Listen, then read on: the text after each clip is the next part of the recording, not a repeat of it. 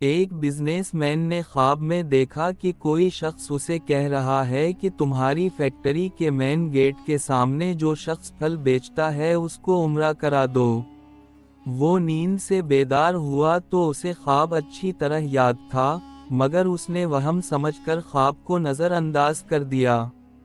3 دن مسلسل ایک ہی خواب نظر آنے کے بعد وہ شخص قریبی مسجد کے امام صاحب کے پاس پہنچا اور اپنا خواب بیان کیا تو امام صاحب نے کہا، جس شخص کے بارے میں تمہیں بار بار عمرہ کروانے کے بارے میں کہا جا رہا ہے، اس سے رابطہ کرو اور اسے عمرہ کروا دو۔ اگلے روز بزنس مین نے اپنا ایک ملازم اس پھل فروش کے پاس اس کا موبائل نمبر معلوم کرنے کو بھیجا۔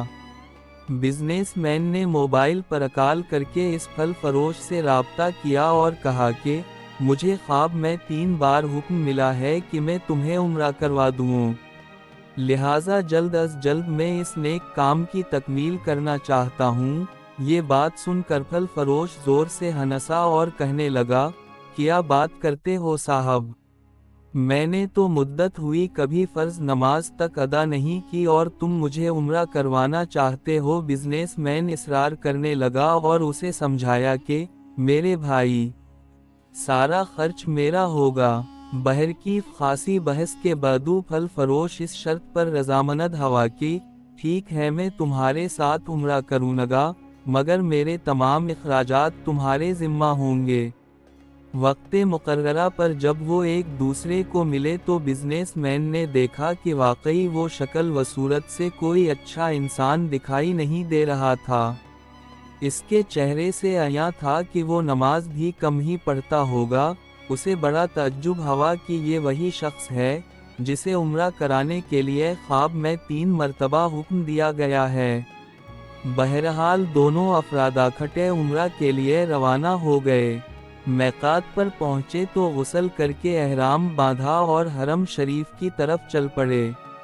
انہوں نے بیت اللہ کا طواف کیا، مقام ابراہیم پر 2 رکعت نماز ادا کی، صفا مروہ کے درمیان سعی کی، اپنے سروں کو منڈویا۔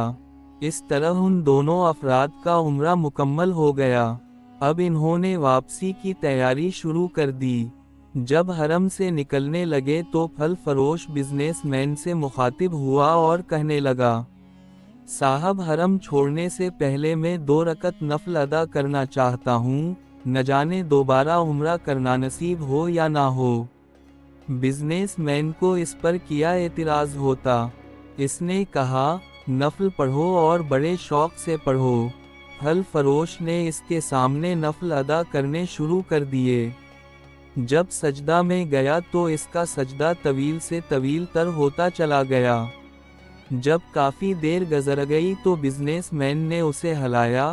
جب کوئی حرکت نہیں ہوئی تو اسے معلوم ہوا کہ پھل فروش کی روح حالت سجدہ ہی میں پرواز کر چکی ہے۔ پھل فروش کی موت پر بزنس مین کو بڑا رشک آیا اور وہ رو پڑا کہ یہ تو بڑے نصیب کی موت ہے، کاش ایسی موت میرے نصیب میں بھی ہوتی۔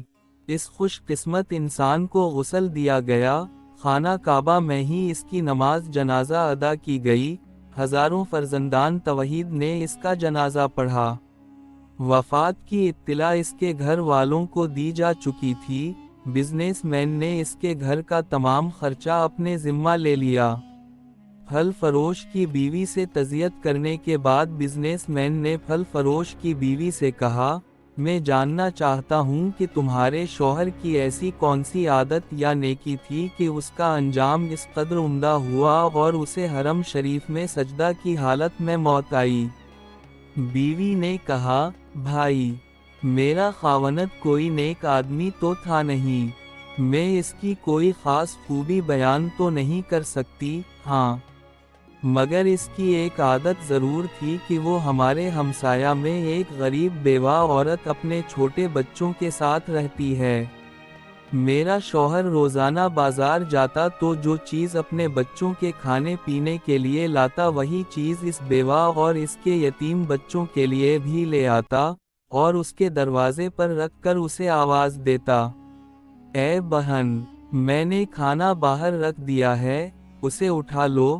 وہ بیوہ عورت کھانا اٹھاتی اور آسمان کی جانب سر اٹھا کر دیکھتی اور کہتی، اے اللہ رب العزت، آج پھر اس نے میرے بھوکے بچوں کو کھانا کھلایا۔ اے اللہ رب العزت، اس کا خاتمہ ایمان پر فرما۔ میری نظر میں یہ سبق ہم سب کے لیے ہے۔ زندگی تو جیسے تیسے بہرحال گزر ہی جاتی ہے، لیکن جس قدر ممکن ہو، مستحق اور غریب لوگوں کی مدد کتنی چاہیے۔ اللہ تعالی ہمیں ہر طرح کی برائیوں سے محفوظ رکھے اور ہمارا خاتمہ بھی ایمان پر فرمائے، آمین۔